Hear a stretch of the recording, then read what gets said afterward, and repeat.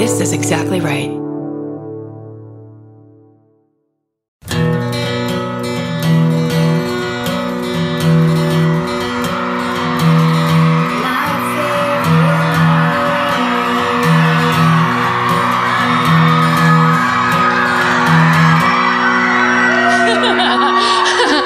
What's up, Tampa?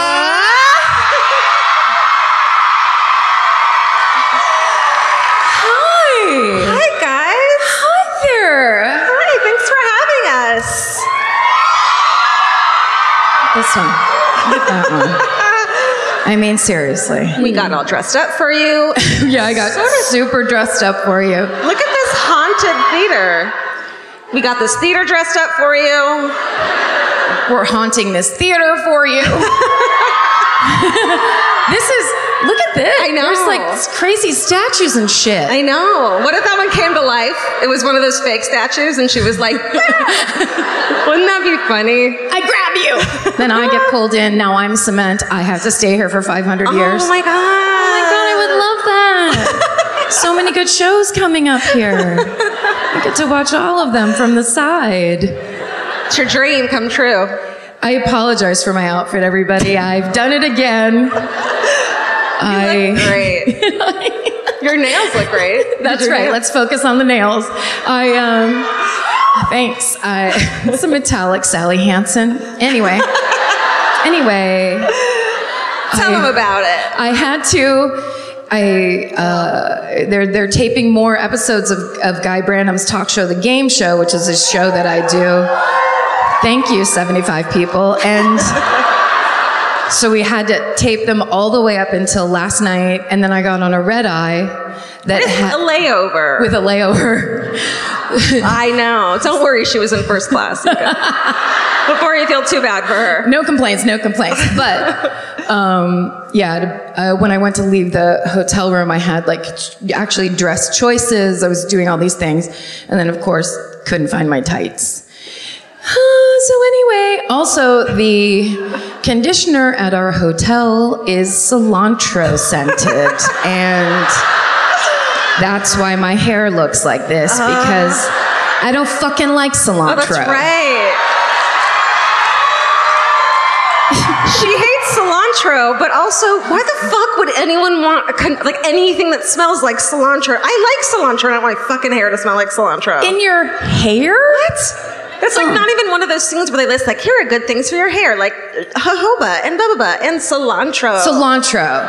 If you want your hair to smell like old guacamole, get over here. Get over here. I was like, fuck this, and I put it outside the shower. Then I was in the shower I should have brought the cilantro conditioner with me. So anyway, we're just going for it. Yeah. It's my new look. Thank you. It's my new look. You guys, okay. Vince told us on the way over a story. Who here's from Lakeland? Lakeland? Do you guys know that last week or something, recently, someone in your town on a horse got a DUI? What the fuck? I feel bad for the horse. What if it's the horse that was drunk? Oh, that'd be cute. She's on the horse and she's like, I'm so sorry about my pet. She just loves beer so much. She does this. I was only in CVS for 20 minutes and I think she brought a horse flask. But Tampa, you guys were like, we're going to one-up you. You guys brought a fucking active serial killer to the game. Guys. Wow. Thank you so much for that. You shouldn't have. You truly, you shouldn't have. Yeah, that's scary. Georgia was like, yeah, so should we still go to Tampa? This was 2 or 3 weeks ago or whatever. I'm like, they'll fix it by then. Don't worry. They'll fix it. You haven't fixed it yet for us. So, but Vince did point out. He goes, but if while you were here, you guys got him, it would be pretty legendary. We're like, so we go apprehend. Here's what we do. Yeah. Put on a hoodie. No, it's terrible. It's fucking terrifying. It's crazy. You guys, Florida. I thought this was, what do they call it? The safest place in the world? No. No, they do not. This is one of those cities where or states really, when like in Madison, Wisconsin, I was like, I can't find a murder to do. There's so few. And then we were going to Tampa and it's like, Yep. We'll be fine. We'll be fine. I just started looking like 3 hours ago, and I was just like, my choice of everything. Okay. Plus an active serial killer. And in addition, both. Yeah. The last time I was here, love it. It's just so fucking crazy. I know. It's like we do a thing where we're like, we like true crime and we're going to talk about it. And then it's like, it exists in the world. Yeah. It's a real thing. People experience it on a date. Oh, yeah. He could be here tonight. Look around you. Did you say Steven? I said, don't say that, but Steven. Steven. He's not here. He's not here. And actually, I know it's heartbreaking. Actually, we've never seen Steven in the same room as the active Tampa serial killer. I'm just saying. Oh my God. I'm just saying, consider all your options. Vince, we solved it. Vince, we did it. We nailed it. Vince keeps saying this phrase. He can't stop saying smothered and covered. Because the moment we realized you guys have a Waffle House. Yes. Here, I've never been. I know. Have you? Yeah, I went. I was there at the New Year's Eve at 1 a.m. Ooh. in Tampa, probably right over here. It was the most depressing, scary place I've ever been in my life. Was that back when you were dating Pitbull? Yeah, you know me and Pitbull when I was in high school. He would take you all around to all the Waffle Houses you wanted to go to? It was insane. I was sad. But this time, it's going to be incredible. We're going to be smothered and covered, everybody. Yeah. Apparently. So you get like waffles or whatever? Just get a stack of waffles? Just get a stack of waffles. Stacking waffles like pancakes is the best idea I've ever had. That's incredible. Also, no, let's stay on the stack of waffles for a while. Let's talk about it. I'm out of my mind right now. Is it because you took a red eye? And I think so. I drank too much coffee, so we're in a good place right now. This is going to be fucking fun. Oh, by the way, this is my favorite murder. Thank you. We didn't. That's Karen Kilgariff. That's Georgia Hardstark. Thank you. Thank you. Thank you. We got a fucking box full of a bunch of different kinds of Girl Scout cookies backstage. Yeah. Can you fucking even deal with it? We couldn't. Karen immediately grabbed what's the ones you like? Do-si dos. Yeah. Yeah. And they're very 80s, but I love them. Right. Yeah. And I grabbed the Samoas because I'm not... about do-si-dos. You can have those. I guess I can have them. I'm the kind of person that would pick a dessert item less people like so I can have more of it. That's my thing where I'm like, I don't care. I like them. Just no one will touch mine. No one's going to be like, can I try one of those? Nope.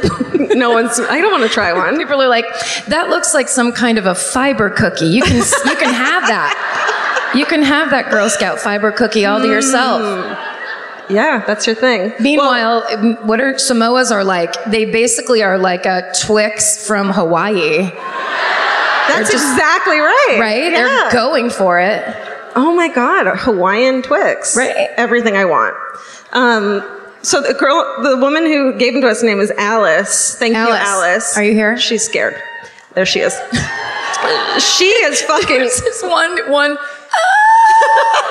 She's currently being killed by the Tampa serial killer. Her friend wouldn't even be like, right here. Sure, her friend sucks.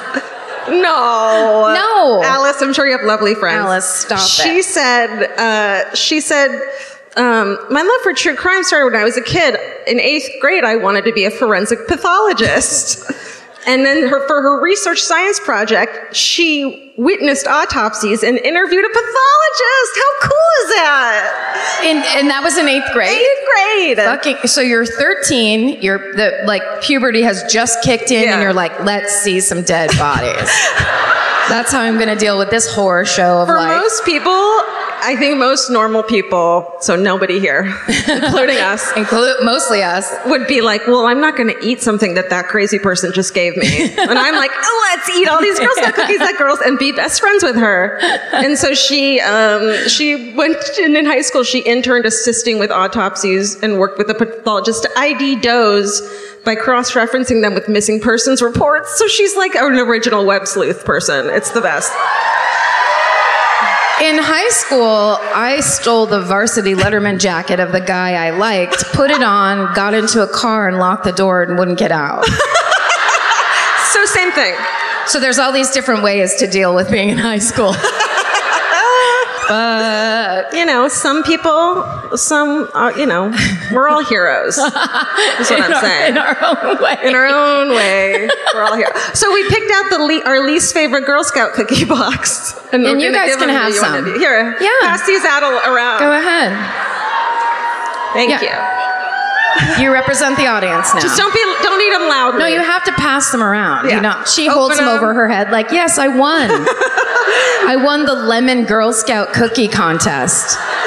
Alice, thank you so much. Thank you, Alice. She works for the Girl Scouts now, which is fucking awesome. She transitioned out of dead people, and now she works for the Girl Scouts. Helping girls. That's so rad. She's so much better than us. What are you going to do? It's all a contest. Did you see, speaking of holding it above her head, did you guys watch the baseball thing, the series? Some fucking dude grabbed, this girl caught a baseball at the World Series. Dude grabs it out of her hand, throws it back. Well, I know. It's a thing. Here's what I loved about it, though. He actually, right, he grabbed it out of her husband's hand, right? Because she was like, yay, and then her husband's like, look at this, and turns to his friend. And that guy, if you watch the clip, his eyes are so wide with crazed rage. He's like, we do not keep those. It was like the weirdest look on a person's face I've ever seen. His eyelids were not touching his irises at all. He was just like, baseball rage. You know, the wife was like, I guess we have an extra ticket. Terry, yes, your best friend Terry can come. I don't like being around him, but this is exciting. Maybe we'll bond over. Just don't make me sit next to him and we're not going out after, and it's fine. Yeah, Terry can be there. That's fine. Terry can come. And then hopefully my dream of catching a foul ball will come true. From the other team, even though we're at a different stadium. Still, it's a wide, wild dream. It'll never happen. I know. And then, good old fucking Terry. What a dick. There's a reason he didn't have a wife there. Is he here tonight? Terry, are you here tonight? Terry's longest relationship is 3 months. You know those guys? Yeah, making fun of people. We do. What else about baseball? Hey, our rug's here. Oh, good. Yeah, the rug that we wove. We made this. We made this. We made this. Our grandmas started it. We finished it. This is from the new line of My Favorite Murder rugs. You can order them on. It actually could be. Really. My Favorite. My Favorite Murder rugs. No, I mean, Georgia is such a mogul. She's just like, we can make rugs. Is that your dream? Let's make that dream come true. It's happening. It's not very financially responsible. No, it doesn't make a ton of sense. I'm doing it. But at least one person would be like, you guys, I've always wanted a murder rug. Good. Here you go. If we did murder rugs, it could just be like cutouts of beige carpet that look like from a crime scene. That's such a, hold on, no one steal that. This is being recorded, it's our idea. It's being recorded. That and stacked up waffles. Stephen is at this very moment, listening at home, trademarking this idea. Sending it into the copyright company. Yeah, he's only doing one hand though, because his other is stroking his mustache. This is a good idea. Yeah. Imagine if you were walking through like the rug section in IKEA and you're like, floral, classic Indian. Oh, what's this? Oh, human fluids? Okay. It's a look. It's a certain look. Abnormally cut with a fucking razor blade. Yes. Pull it up, and it also has the like padding on the back that the blood soaked through. Come on, guys. Think about all the horrible shit you've seen. This is a good time to tell the people who don't know what this podcast is. Oh, shoot. It's very much a true crime podcast. With comedy elements. Some people don't like it. Super sorry. It's not for everyone. No. And some of you might even be here tonight. Some of those everyone's might be here tonight. Yeah. What if we looked up and there's just a troop of Girl Scouts sitting right there? Crying. Like, we're joking about the rug. Get those girls out of here. Just kidding. Yeah, so that's what this is. Should we sit down? I think we should. Yeah, it's time. Look at these gorgeous things. Like brand new director's chairs. You do this, you do that, do that. I'm a director. That's right. We gotta get you a bullhorn. Is that how it works? Yes, that's exactly how Francis Ford Coppola directed all of Apocalypse Now. Give me that thing. Go over there. Go over there. I'm Francis Ford Coppola. Give me that. I went to film school, obviously. Yeah, I feel like this theater is normally used to put up the play as you like it, and that's all. It's so amazing looking. It is. And then we're just here talking about crime. I mean, baseball and crime. Yeah, our two loves. This theater's like really bummed right now. The ghost of this theater's like, oh, I thought they were going to show another As You Like It again. It's so sad. That's the only play I can think of is As You Like It. Can I tell you the truth? I don't fucking know what that play is. I just went with it. You know what it is? I'll tell you. I went to film school, not theater school. I went to neither. I didn't go to fucking college. That play, just in case this comes up in the future. Okay, on Jeopardy. It's a play about two gals that go to the Waffle House. And they're like, do I have to get it smothered and covered? And the waitress is like, no, you can get it as you like it. Boom. Oh my God. I'm taking an improv class.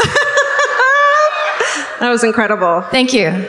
It's because I've been up for hours traveling with America. Scene work. Is that what scene work is? It's me going like this. Oh, I don't know. Yeah.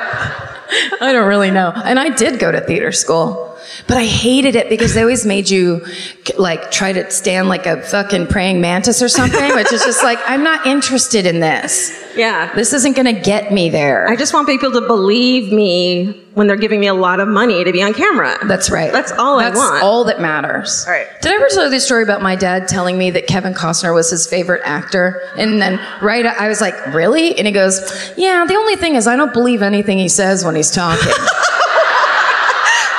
No, that's not what acting is. So what do you like, his hair? Like, what the fuck do you like about that guy? That doesn't make any sense. I think it's because Kevin Costner's really into golf. So is my dad. Oh, maybe he likes the parts he picks. My dad likes Sugar Ray, the band Sugar Ray. What? What? Yeah. How? I don't know. He heard a song on the radio once. I really like that band, Georgia. Hey, you know the band? Do you know the band Sugar Ray? Hey, did he buy like a CD? I think he bought a single. Oh shit! I'm not fucking kidding. Marty he's dedicated to Sugar Ray. Yeah, and he loves cassettes. I think he's really sad that his new car has a CD player and not a cassette player. Yeah, but no, it makes sense. But does he know cassettes are coming back? Are they? Yeah, they're making a comeback big time. I mean, no.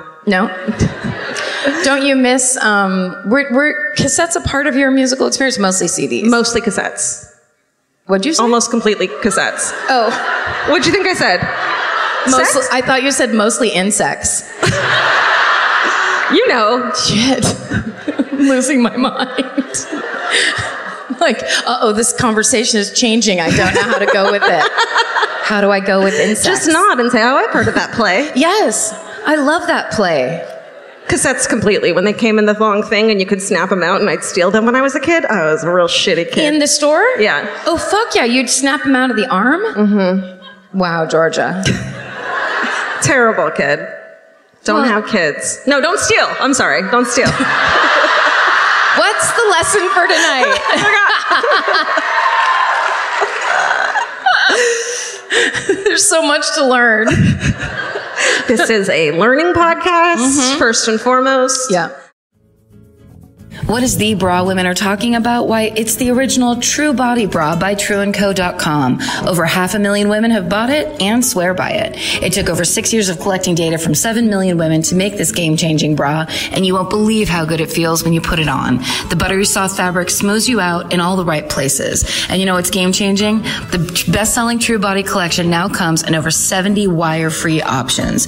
Choose from scooper V-neck, convertible straps, bright colors, neutrals, skin tones, and more. You will want them all. And no wonder True & Co. has sold over 500,000 of the original True Body Bras. The Today Show calls it game-changing. Good Housekeeping says it's the ultimate lounge bra. And Real Simple Magazine says it provides heavenly 24-hour comfort. So try the original True Body Bra by True & Co. today with free and easy returns. Save 15% now when you go to trueandco.com/murder and enter the code MURDER. That's TRUEANDCO.com.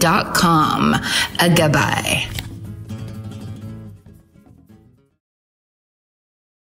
Speaking of first and not foremost, I'm going first today. You go first, yes. Okay. Thank you. Whew. All right. So this one's real fucked up. Great. And I'd never heard of it, even though there's 100 insane parts about it. And I've never heard of it.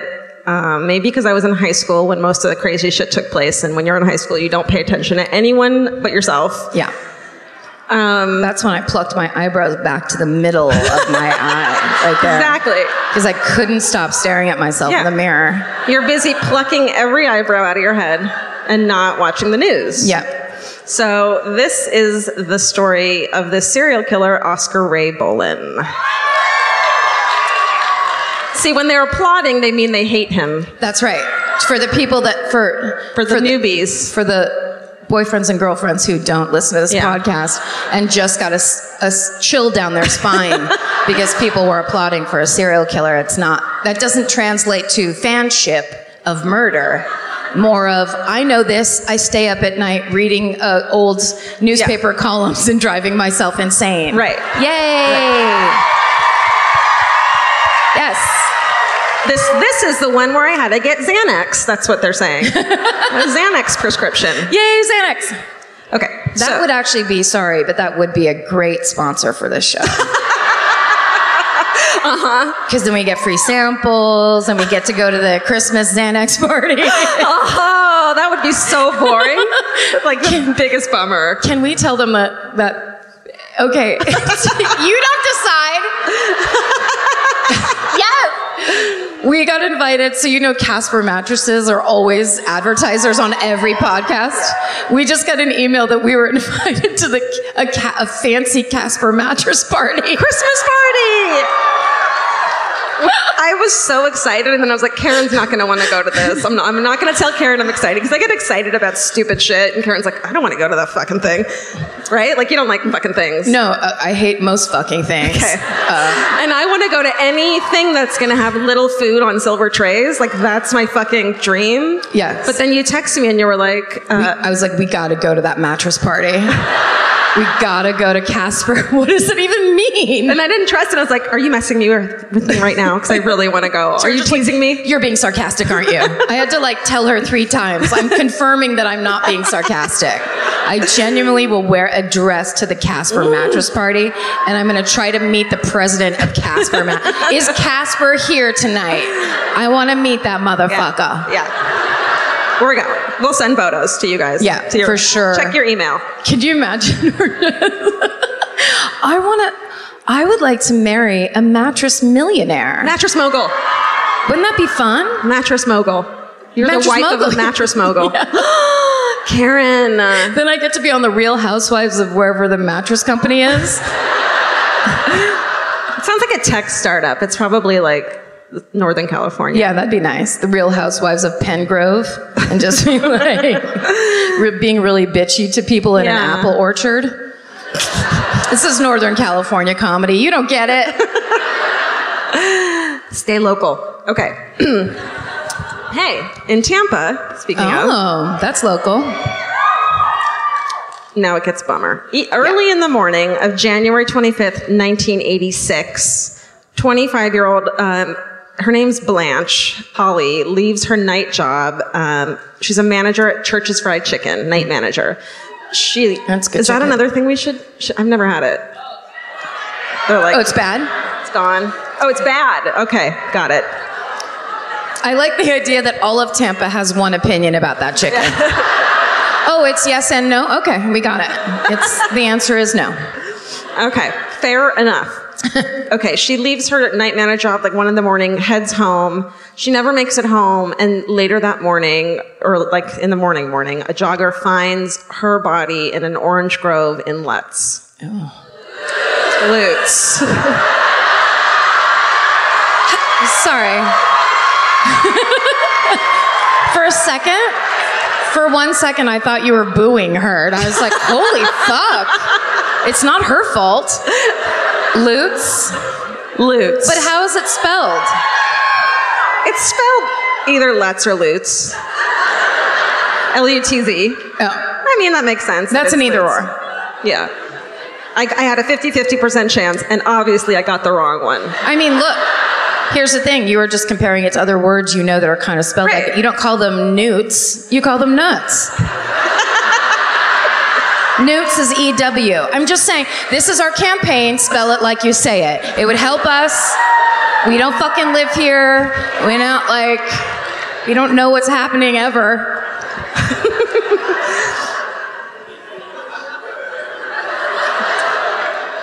I hate when this happens, and then you have to say this next line. Yeah, it's always this. She had been stabbed about 10 to 12 times.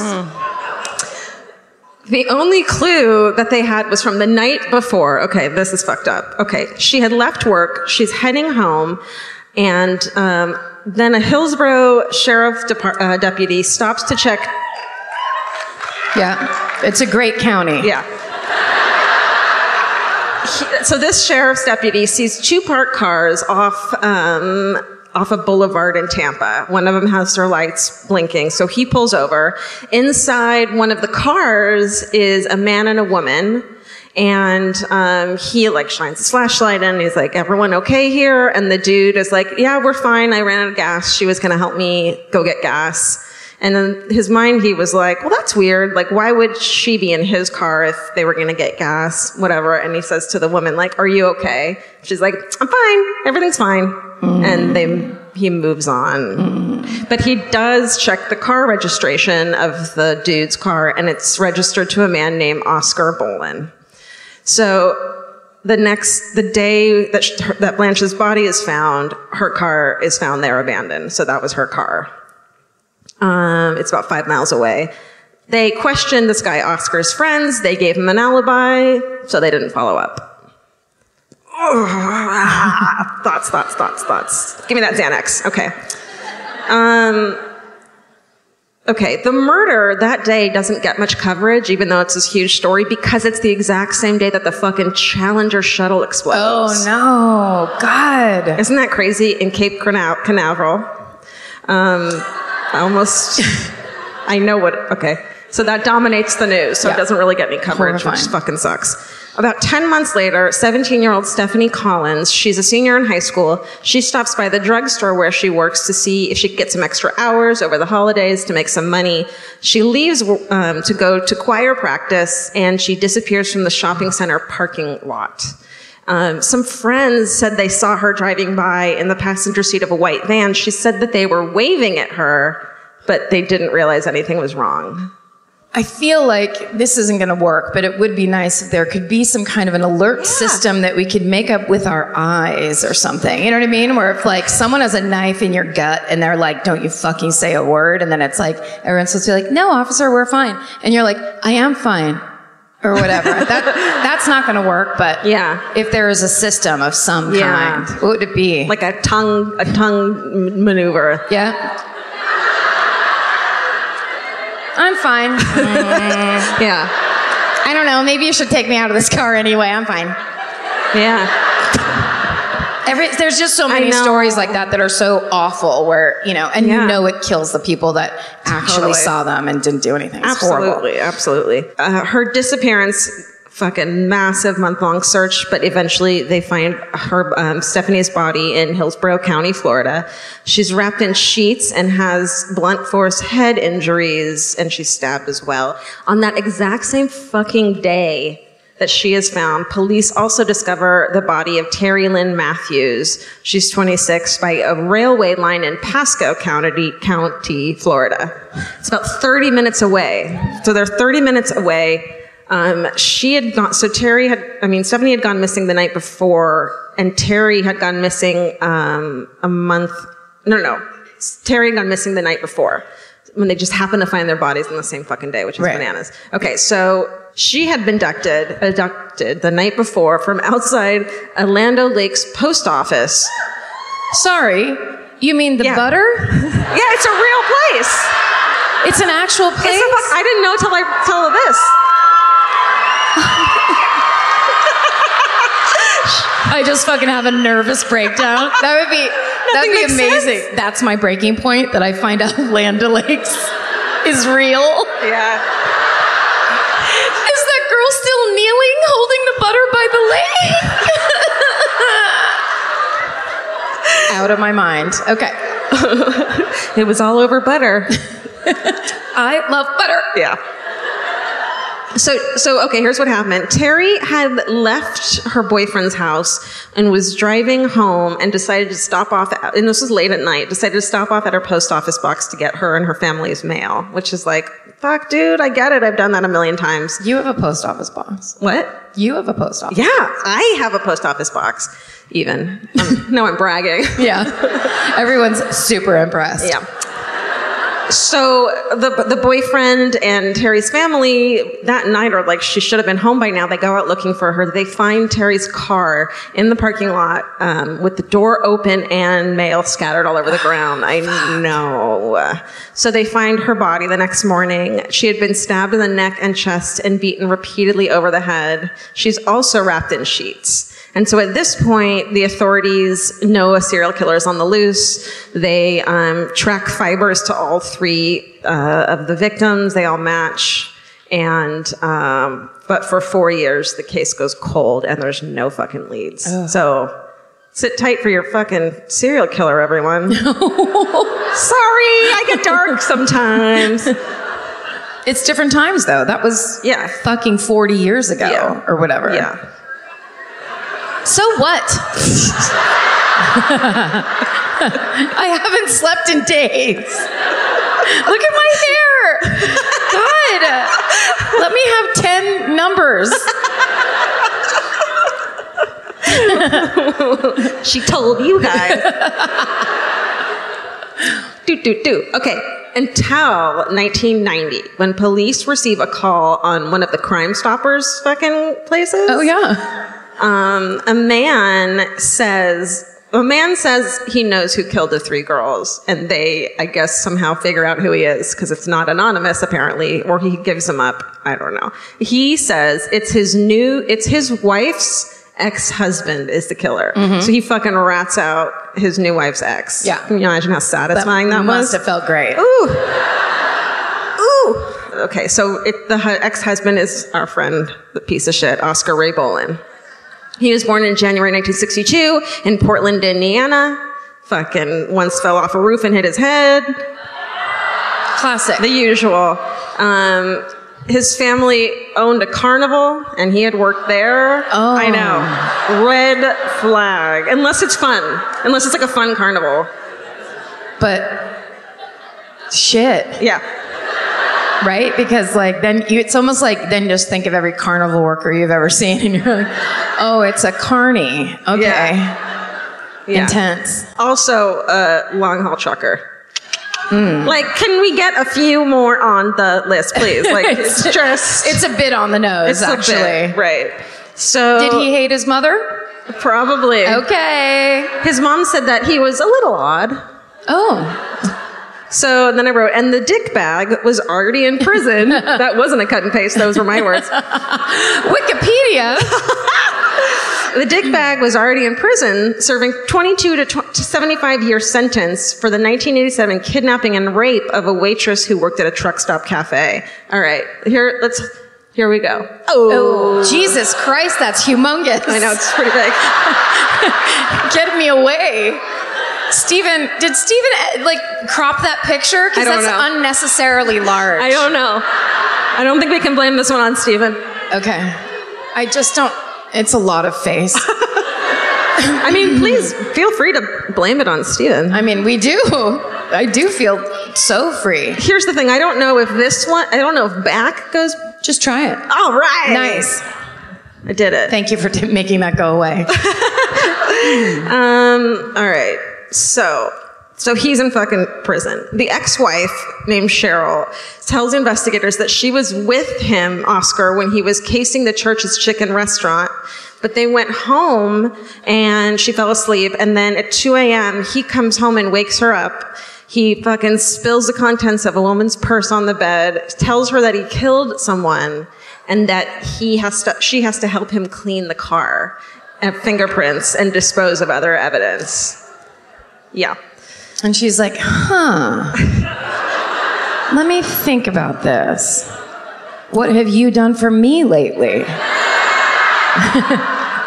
She's like, did you fix that sink? Okay, we'll do that first before I help you. Honey. Oh, man. So he's charged, Oscar Ray Boland is charged in 1990 with all 3 murders and undergoes 3 trials, 1 for each victim. In Stephanie Collins' case, it came out that there had been a note in her purse that they pulled out at the trial. The name on it said Ray and a series of letters and numbers that fucking correlated to Oscar Ray Boland's license plate number. Oh.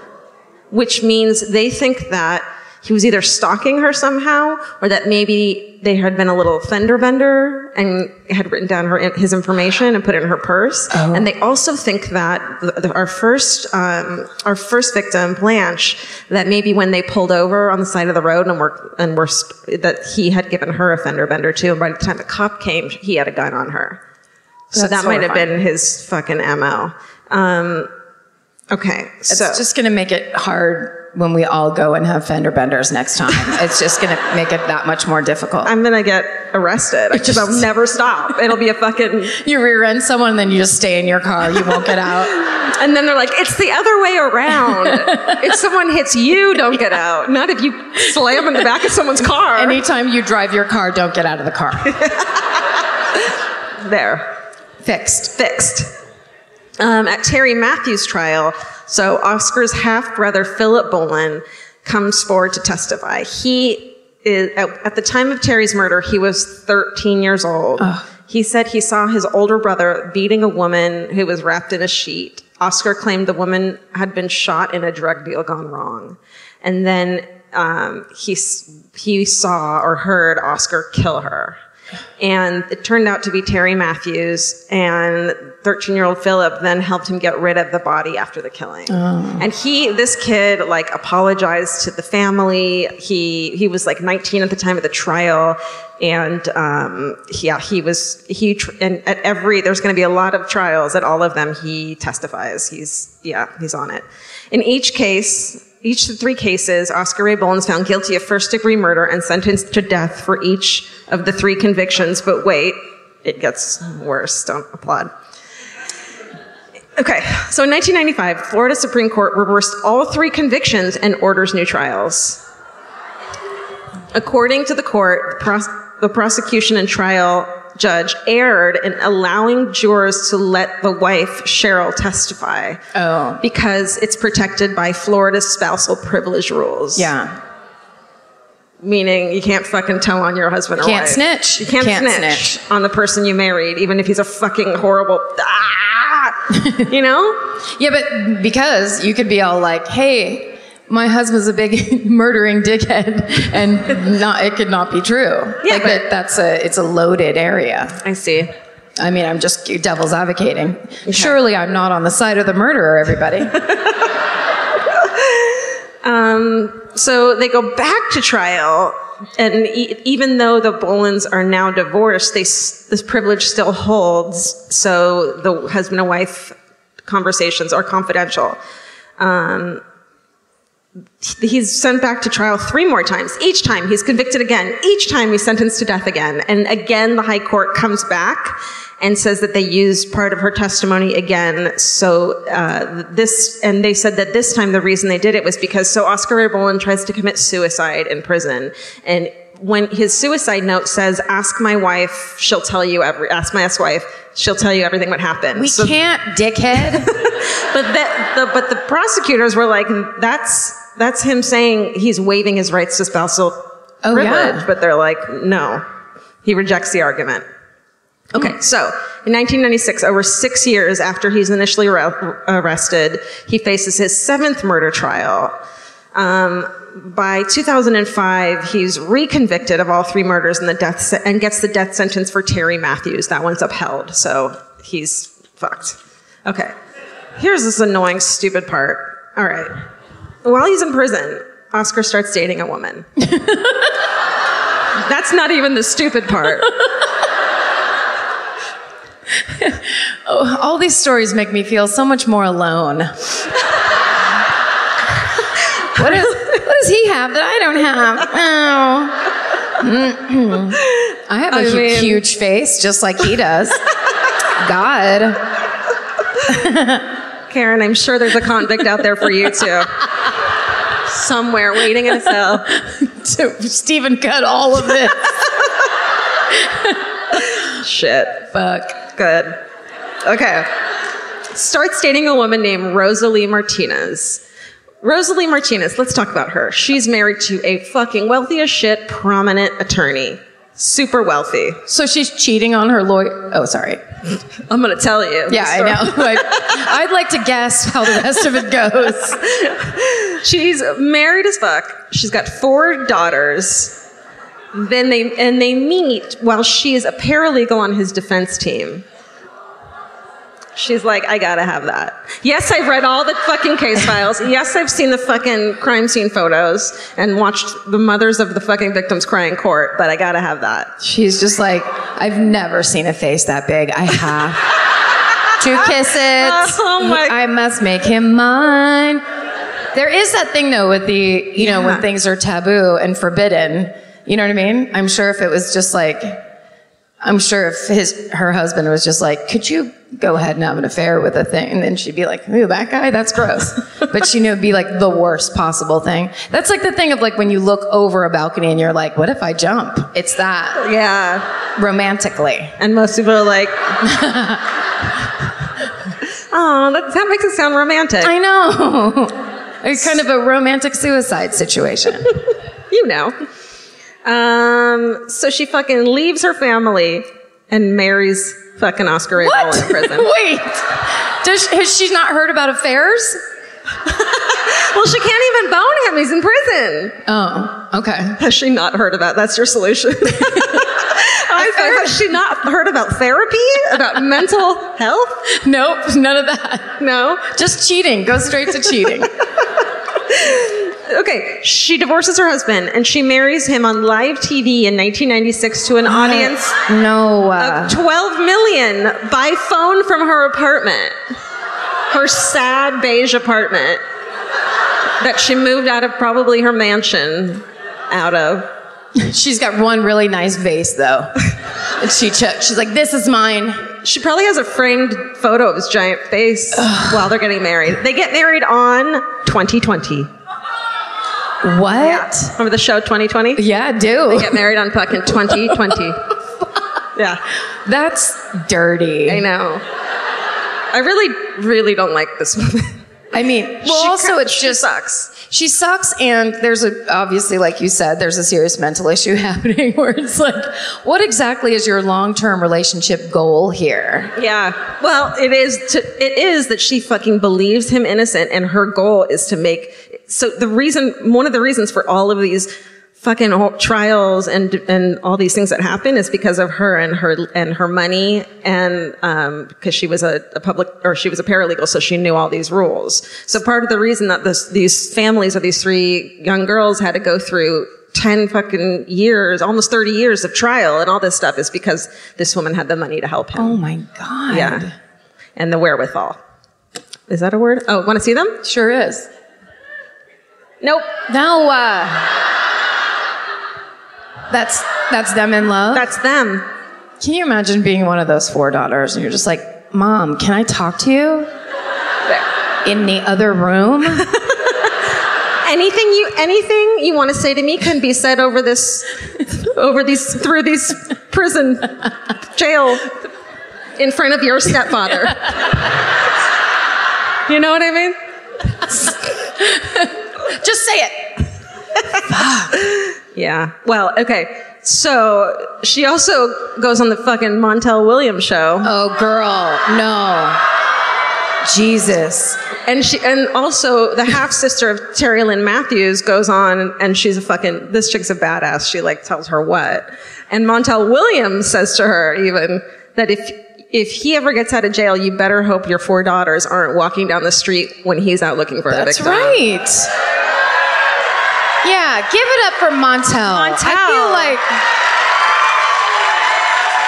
And also, don't forget that you can mail your gold necklaces into a company and get cash for gold. Another strong message Montel has sent America. Never forget that either. My dad worked for one of those companies. Yeah. He's unbagging necklaces while Sugar Ray's playing in the background. Is that the 4-poster bed? Everybody has that. I love that song. That's the worst song ever written. Georgia, have you heard that song? You love it? It's a dad song, I guess. Okay. So she insists he's innocent. She says she's his guardian angel. But here's my thing too. He's in prison. When he got caught for these crimes, he was in prison already for raping and kidnapping a woman, which he pleaded guilty to. So even if you do truly believe he's innocent, which he's fucking not, he's still in prison for rape. That he pled guilty to. So stop it. She even brought one of her husband's Armani suits for him to wear to trial. Wow. Her ex-husband. She's like yoink out of his... I bet that ex-husband and the rest of the family was just like, we're going to move away, and just like got the hell out. Yeah. Okay. So 10 murder trials, almost 30 years later, on January 7th, 2016, he files one last appeal, but he's denied. It's the day of his execution. He spends 3 hours with his wife, eats his last meal, and then he's taken to the room. More than 30 witnesses, including the victims' families, are waiting out of sight before the execution. Asked if he had any last words, he says nope. He says no, sir. I'm going to say nope. Yeah. 2016, he dies by lethal injection at 53 years old. Whoa. Yay! So, yeah. And then a week fucking later, the state of Florida is like, well, we're not going to do executions anymore. Yeah. And I feel like they were like holding their breath, waiting for him. They just wanted to get him. They just wanted to get one him out. last one. Yeah, because they were like, let's not make the families go. Because if he can appeal again, yeah, it just keeps going on and on. Right. So they were like, oh, shh, don't say it. Okay. Governor, could you not sign that? Just not this week. I have a story to tell you. Okay, so he's linked to another murder of a girl named Deborah Diane Stowe, who's 30, from Greenville, Texas, as well as a couple other Tampa area murders that he's suspected of, but there's no forensic evidence, apparently. Let's see. And so Terry, Stephanie, and Blanche's mothers all stood together throughout all the trials. They all went to each other's daughters' trials, all of them. All three were always there together with each other. Terry and Stephanie's mother were there to see Oscar die, be put to death. Blanche's mom had passed away by then. Stephanie's mother said that they're my rock. We're unfortunate we're together, but we're fortunate to have each other. And they called themselves the Sisters in Sorrow. So that's fucking Oscar Ray Bolin, everyone. Wow, that was amazing. Thank you. Shit.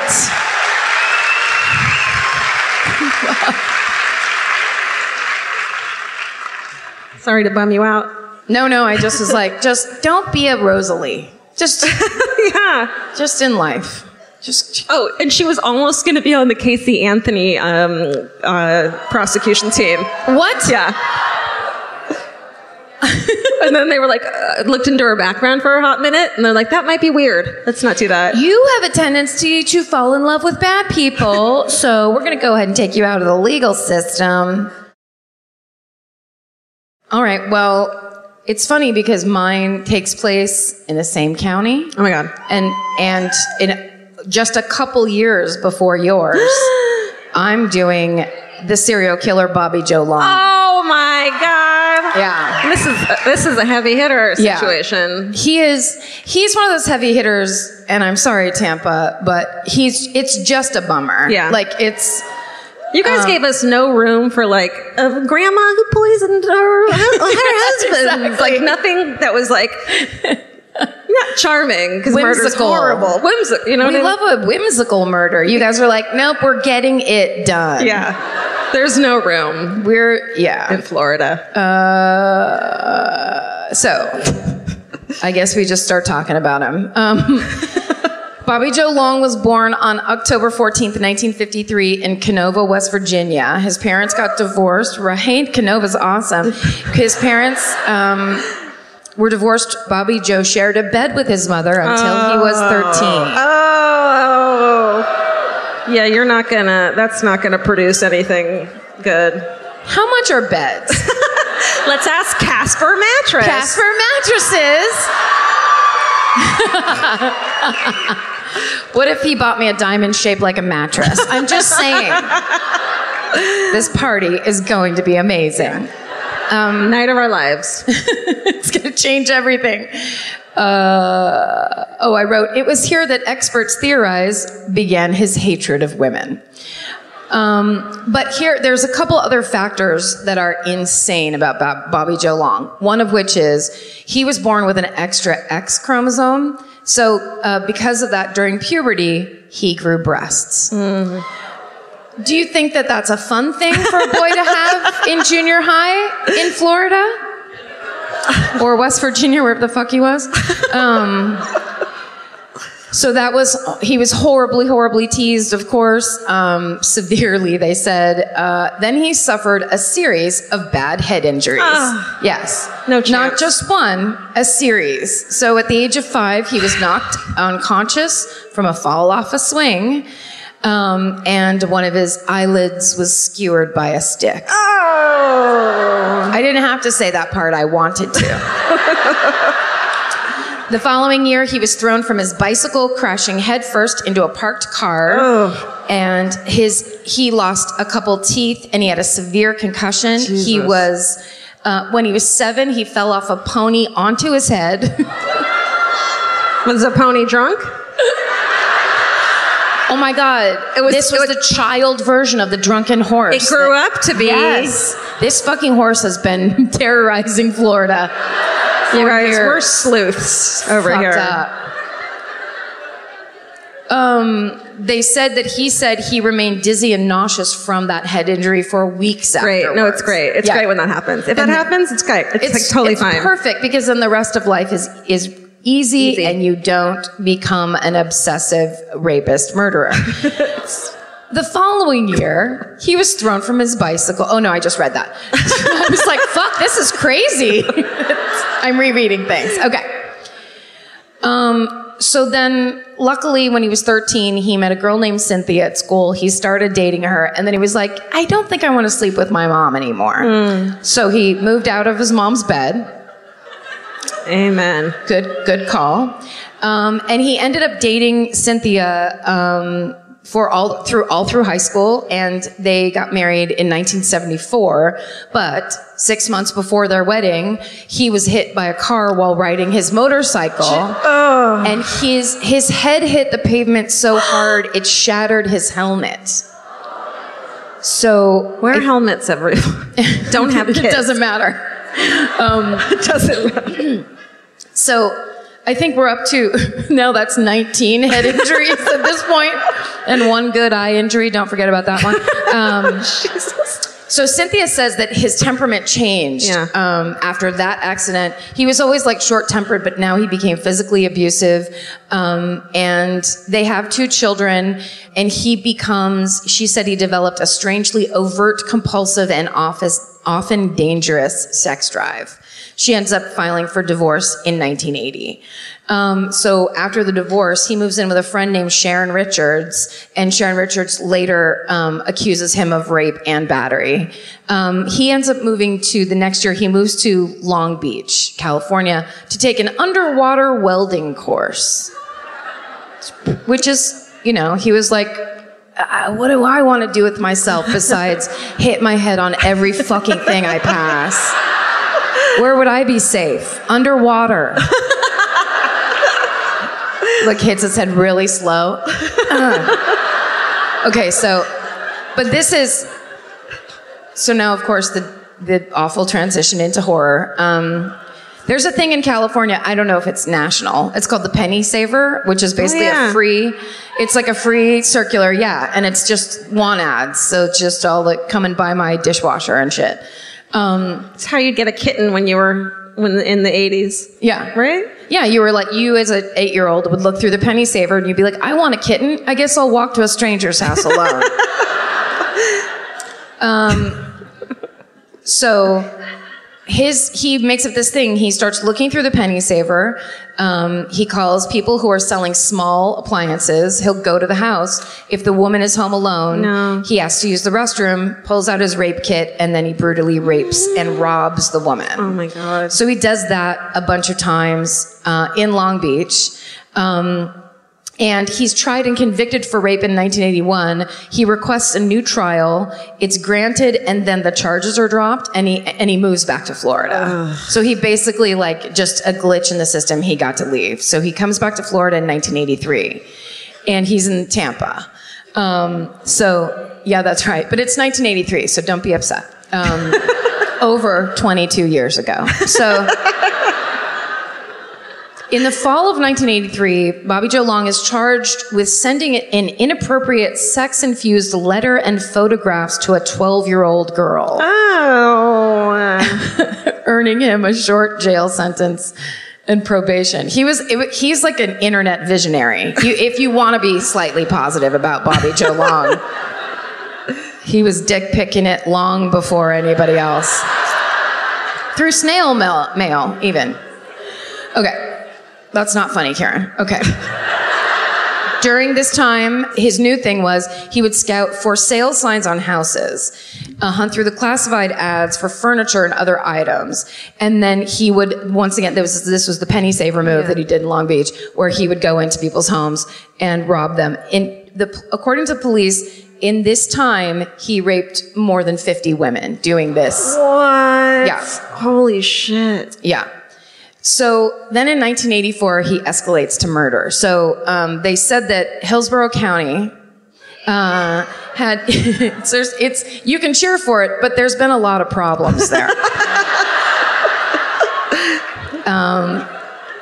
Hopefully they've been solved. On the bright side, hopefully, maybe. Hopefully this doesn't happen that much anymore. So they had been averaging 30 to 35 homicides a year in the 80s in Hillsborough County. Then Bobby Joe moves back to town, and that number begins to skyrocket. Oh, shit. So he was, at the time, on probation for assault, but he starts driving around areas where he knows sex workers walk and where there are dive bars where women who could possibly be drunk and leaving the dive bars are, so that he can go pick them up.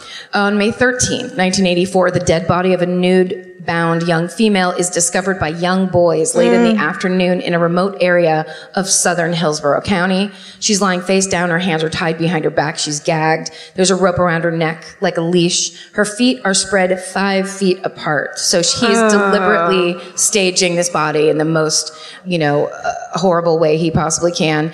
Her clothing and belongings are never found, and her body was very... decomposition was really advanced, so it took them a while to determine that the cause of death was strangulation. She's identified as Lana Long. She was a 25-year-old Laotian woman who worked as an exotic dancer in Tampa. She was last seen in her apartment complex near the University of South Florida. and she had been missing for approximately 3 days.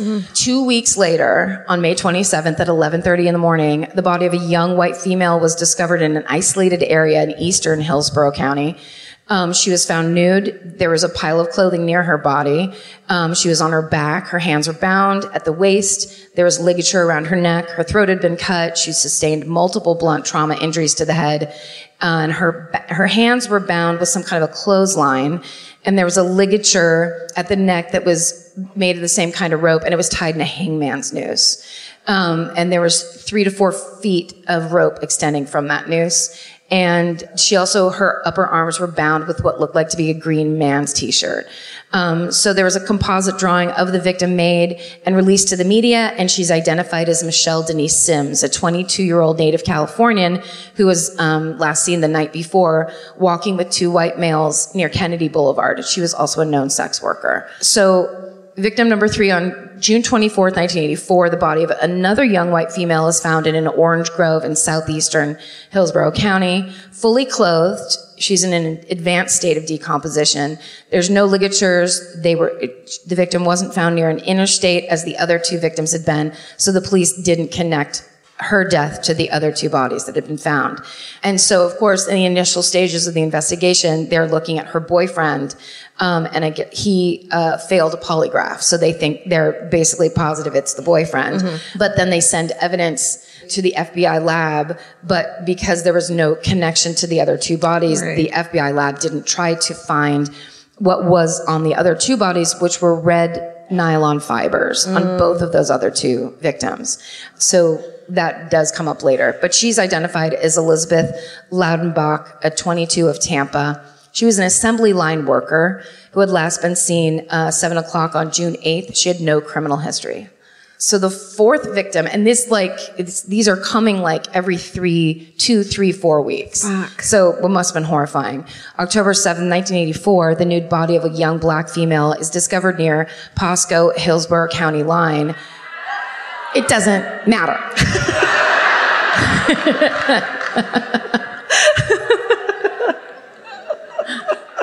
What if I just fell backwards out of this chair? I love my job. Pasco? Pesco, you say? Have you ever cared more about the sound of a county than you do tonight? Okay. Her body is found lying next to the dirt entrance of a cattle ranch. And her clothing is next to the body. Her bra is tied in a knot and hanging on the entrance gate. So she's in an advanced state of decomposition, her head more so than the rest of her body. And eventually they find a gunshot wound to the neck, which is determined to be the cause of death. And she's eventually identified as 18-year-old Chanel Williams, and she had previously been arrested for sex work. She had last been seen the night of September 30th by a friend who they were working together on Nebraska Avenue, and pretty good spot. Okay. So her friend says that she had been picked up by a John, and she told Chanel, please, they were going to go to a motel really close by. She said, please walk over there so that by the time you get there, like, you can check on me and make sure everything is okay. Oh my God. And then Chanel doesn't show up to check on her. So then, a week later, on the morning of October 14th, 1984, the body of a white female, nude from the waist down, is discovered in a remote orange grove in northeastern Hillsborough County, 30 feet from a dirt road, apparently dragged from the roadway. She was on a gold-colored bedspread. There was a blue jogging suit tied outside of it. Her hands were bound in front with a red and white handkerchief. Her right wrist and legs and feet were all bound with string, and there were ligature marks on her neck. And she'd been struck in the forehead and strangled. And she's identified as Karen Beth Dinsfriend. She's a 28-year-old sex worker who had been working in that same area that all the rest of them had. And she was last seen in the early morning hours of October 14th, 1984. So immediately when the cops get there, they see the body, they see the ligatures, they see everything, and they're like, this is the serial killer. We've got another body. And when they send all the evidence to the medical examiner, they find red nylon fibers fingers on her. So then on a week later, I think actually it's less than a week later. It's like, no, it's a week later. I can't add. A week later, the nude mummified remains of a white female are discovered near Highway 301 in northern Hillsborough County. No clothing, no ligatures, really any physical evidence are found at the scene. And due to the amount of time that the body has been exposed to the elements, there's no fibers, there's no hair, there's no evidence on her at all. Wow. And she actually doesn't get identified until after he is arrested. Wow. And then when she does, she is Kimberly Kyle Hobbs. She's a 22-year-old white female, last seen by her boyfriend getting into what he described to the police as a 1977 maroon Chrysler Cordoba. So then a week later, I can't imagine, a week later, the remains of a female were discovered near Morris Bridge, just north of the Hillsborough County line. And her bones were scattered around a large area, and they found a ligature on an arm bone. Wow. And then they found just a ligature by itself. A shirt, some panties, jewelry are all found there, and some head hairs. And all of that helps identify a woman named Virginia Lee Johnson, who was an 18-year-old white female, originally from Connecticut. She was a sex worker who split her time between Connecticut and the North Tampa area. 2 weeks later, on November 24th, the nude body of a young white female, I mean, it just fucking keeps coming. Nude body of a young white female is found face down in an incline off of North Orient Road in Tampa. She'd been there less than 24 hours. There was a pair of blue jeans and a flowered top next to her. She was wearing knee-high nylons. And the police put together that the killer had pulled off the road and thrown her body over this incline. And she, again, had the ligature mark. She had all the signs of this same serial killer, all of the signatures. Oh my God. And she's identified as Kim Marie Swan. She's a 21-year-old. She worked as an exotic dancer, and she was last seen walking out of a convenience store near her parents' home at approximately 3 o'clock in the afternoon on November 11th, 1984. Yeah. So scary. So this part is kind of my favorite thing, because as you know, I love the show I Survived. It's my favorite show. It's the best. So in the middle of this string of murders, in September of 1984, 17-year-old Lisa McVeigh, her life is fucking hell. So her home life is awful. And when she's 13, she's being physically, emotionally, and sexually abused at home. So she decides to move in with her grandma when she's 13.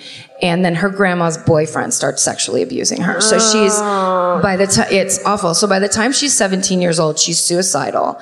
And she just feels worthless. And she has a part-time job at Krispy Kreme Donuts that she goes to after school. So she goes to her part-time job one night. 17 years old, her boss asks her to work a double shift. So she ends up closing that night alone and riding her bike home at 2 o'clock in the morning. No. Yeah. How old is she? 17. Yeah. No. And she says in this episode of I Survived, which you probably saw, but she says she had that night before written a suicide note. She was that bad. She felt that terrible in her life. So she's riding her bike home from work, and I'm just basically retelling, this is her story. You can watch it on I Survived. It's amazing. And so she's riding her bike home, and she passes a church parking lot, and she sees one single car in the center of the church parking lot and immediately gets a bad feeling and gets really scared. And a second later, someone pulls her off that bike onto the ground. And she looks up, and she feels a gun to her head, and she looks up and there's a man standing over her, and he pulls her to his car. And in that moment, she says she realized she has to start paying attention to what is happening. She has to, so if she lives, she can say what the fuck happened. So she sees it's a red car, it has spoked wheels. She gets into the car, he lays the passenger seat down so she can't be seen. He blindfolds her. But she said all of her other senses just came to life. So she sees that on the dash, there's the word Magnum is on the dash in front of her. She can see it underneath the blindfold. She can hear that the car needs a tune-up, like it's a shitty car. Whoa. It's so awesome. And she can hear that the wind changes from driving on normal streets to getting onto the interstate. So she knows that they have gone, you know, far away from, or a little far away from where they were. He takes her, he walks her into this house. He takes her into the house, puts her in the shower, and bathes her, basically. And she says, then he starts acting like romantic. Like it's like their boyfriend and girlfriend. He's being sweet to her. Yeah. She says she's like, of course, paralyzed with fear, and she's just decided she's going to do whatever he tells her to do. She's going to do whatever it takes to survive. Yeah. Which she said, you know, the quote she has is, here I was thinking about killing myself. Now I'm going to be fighting for my life. Yeah, it's really awesome. So he says to her, you're going to show me a good time tonight, and if you do that, you're going to be okay. Yeah. He throws her on the bathroom floor and rapes her brutally, and then takes her back into the bed, ties her to the bed, blindfolds her, and rapes her like all night. He ended up keeping her for 26 hours in total, but she said in the middle of that, at one point, he kept going into that weird boyfriend mode. At one point, he took her hands and had her feel his face. Ew. So then, yeah. Which is like, so she's like, you have thin eyebrows, a thin mustache, pockmarked skin. She fucking goes, she goes right into like reading his face. She feels where his hairline is. She's like, she said, she thought to herself, I'm going to outsmart him. Oh my God. I'm going to tell him what he wants to hear, and I'm going to outsmart him, and I'm going to live. Yeah. I know, it's awesome. So as they're talking, she decides she's going to try to appeal to that sweet personality that kind of comes out. Mm-hmm. So he starts asking her about herself, and she's like, I'm an only child, lie. My father's very sick, lie. If I am gone, he will have no one in this world, complete lie. He asks her to describe to him when in high school, the other girls getting changed in the locker room. Ew. And she, because of her abuse, never changed in the locker room. She was always in the bathroom by herself. She said she's really ashamed, and, you know, of course, had a lot of issues about that. But she just fucking made up a bunch of shit. She was just telling him everything he wanted to hear. And at one point, he said to her, what am I going to do with you? And she said, I think deep down you're a good person. I will be your girlfriend. And yeah, it's amazing. So he said, no, we can't do that. And then he says, where do you live? And so he puts her back in the car, and he drives back. He puts the blindfold back on her, and he's driving her back home. Oh so as they leave the area that he lives in, she's peeking out from underneath the blindfold, and they drive by a Quality Inn, and they drive by a Howard Johnson's. And so she's like, lock. He drives her to some parking lot. He hugs her and says, I'm sorry for what I did to you. And then says, get out of the car and walk away. And then she hears the car drive away. Oh my God. She fucking pulls her blindfold off and like drops to her knees and is like, holy shit, I lived through that. Then she realizes he could fucking come back. Yeah. So she just starts running home. And she said every car that passed, she would duck down behind a car. She said it was the middle of the day. She must have looked insane, but she was, of course, completely traumatized and out of her mind. Well, then she fucking gets back to her grandma's house, where her fucking piece of shit grandma's boyfriend is, who opens the door and is so enraged that she has been gone for a full day without telling them where she is, that he starts beating the shit out of her. What the fuck? So finally, the grandma's like, you know what? That's enough. And she calls the police. So, yeah, I mean, Jesus Christ. So she goes to the police, and she's like, get your pens and pencils, because I've got some fucking information for you. Red car, spoked wheels, Magnum, blah, blah, blah, all that shit. Oh, also, when she was in the bathroom, at one point he let her go to the bathroom, and he was going to make her go to the bathroom with the door open, and she said, I can't. You have to let me close the door. And he said, fine. She closed the door and just started touching everything in the bathroom. So in case she died, at least her fingerprints would be everywhere on the bathroom. I mean, it's insane. So because of the information, and when she tells them the Quality Inn and the Howard Johnsons, that's the area where all of these women were last spotted in these series of murders. Okay, so they put it together. Yes, and so they end up looking up car registration, and they find a red Dodge Magnum is registered to one Robert Joe Long. So they, oh shit. Is your last page gone? Yep. Well, listen. What ends up happening, that sucks. But essentially what ends up happening is they arrest Bobby Joe Long, and I think we have that picture. Wait, hold on. I screwed up, and so the next picture I'm going to go by. Wait, hold on. Okay, this is, okay, wait. Okay, now this is It's just that forever. Okay, but then it's going to be that, and then that. There he is. Okay. That's Bobby Joe Long right there. Gross. So he's arrested, and he is... I'm going to have to do this off the top of my head. But they basically, when they take the evidence from Lisa's body, they find the red nylon fibers that were on all of these corpses that they found, and they connect, so they know now that he is connected to this. And so they basically tell him, he immediately confesses to the attack and rape of Lisa. And then they say, well, and also we have this connection, and these fibers are from your car, and they're also on all of these victims. So then he confesses to all of those murders. Fuck. And he essentially ends up getting, I wish I could read it. It's like 26 fucking terms in prison or whatever. It's like 6 life terms and all this stuff. Yeah.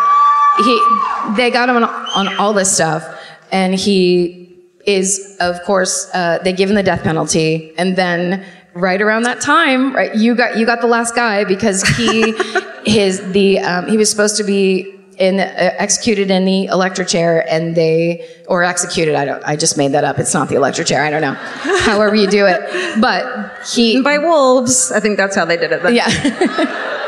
So they commute his sentence to life on death row, which he is still there now. Shut up. He's still alive? He's still there now. Let's go get him, you guys. But Lisa McVeigh had always, all her life, wanted to be a policewoman, and so she ends up joining. Would you do the next picture? Yeah. She ends up joining the Hillsborough County Sheriff's Office. Look at her! Isn't that good? It's so good.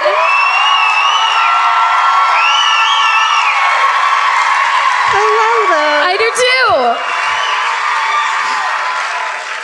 Oh my God. And she said, you can watch it, but at the end of the I Survived, she said, because they always make them say, I survived because, and usually it's like people who are like on a weird boat accident, they're like, I survived because Jesus was on the boat with me or whatever.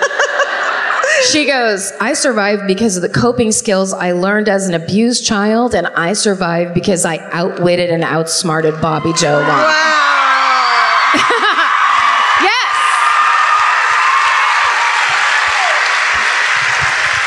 Pretty sweet.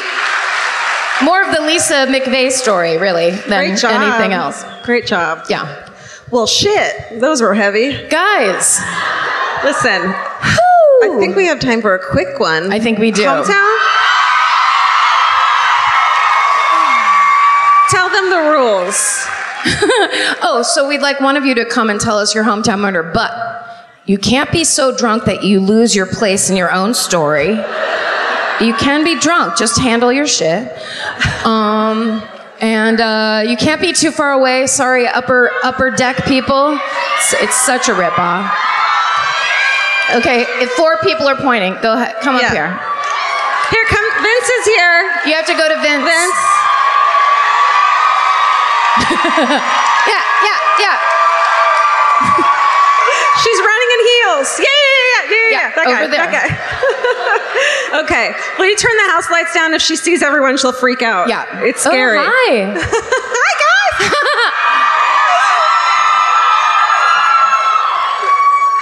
Can we turn them down?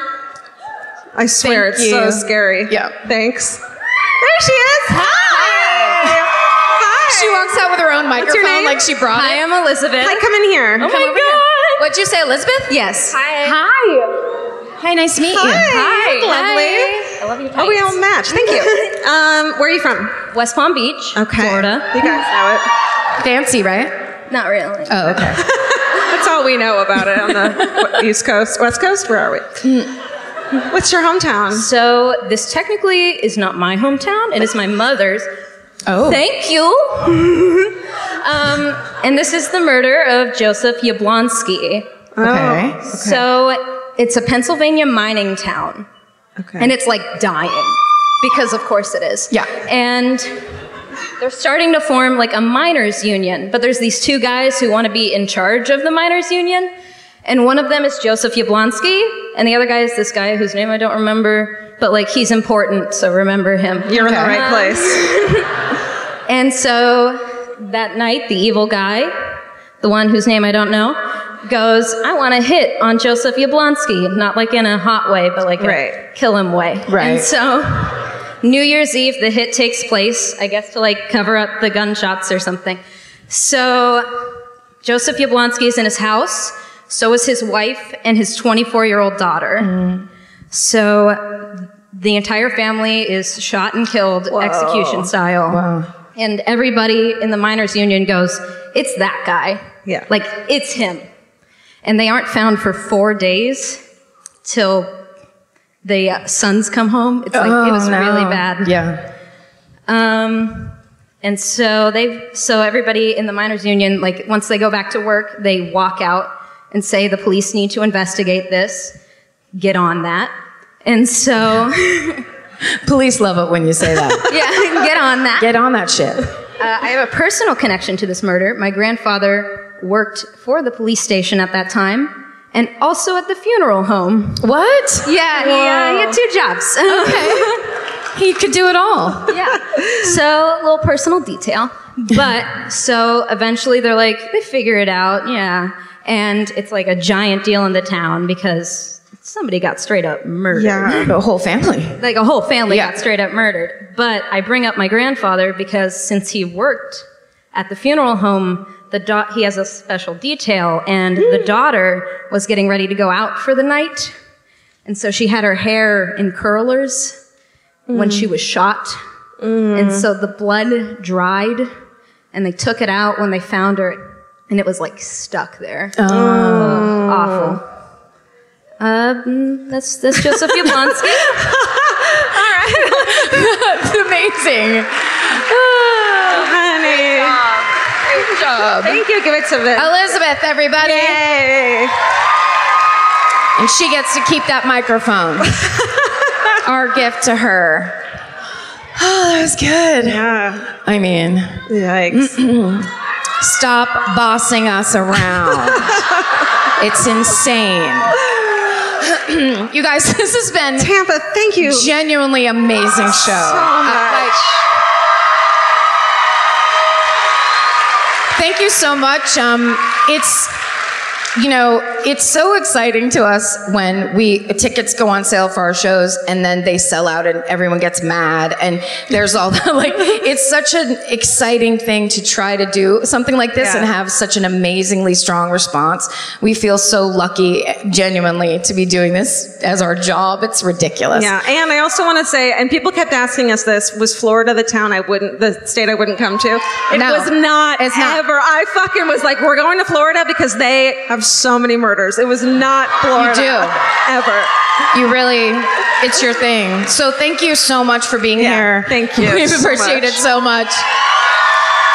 Thank you. And don't forget to stay sexy. And Bye, you guys.